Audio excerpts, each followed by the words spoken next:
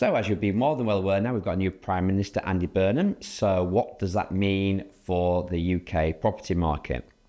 And of course, as we know, we've talked about many times before, any kind of uncertainty is a negative for the property market. And of course, the weather's been out, it's the summertime, and that can have an effect in terms of the number of transactions taking place.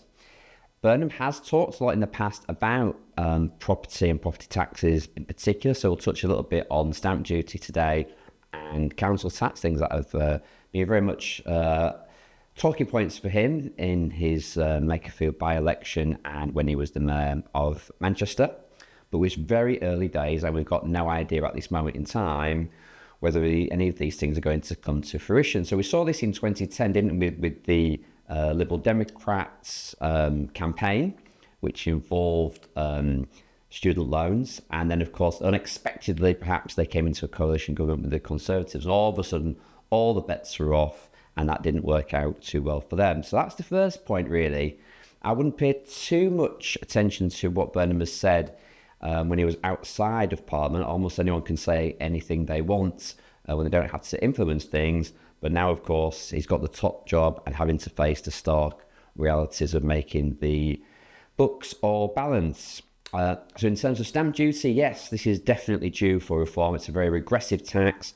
Many customers we speak to end up not moving up the property ladder because of this tax. And actually, it affects people downsizing too.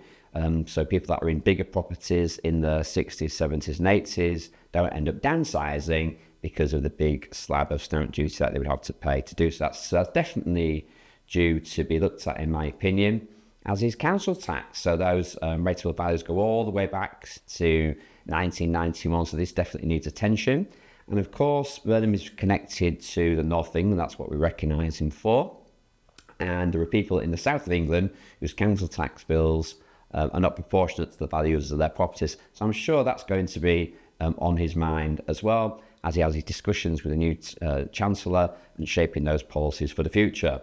What we do know is for those people that are in rented accommodation in terms of, is this a good time to buy? Well, historically, it's almost always a good time to buy when you're paying out £1,000 in rent. So I wouldn't let any of these things particularly put you off doing a transaction because there's always uncertainties and talking points like this in the news.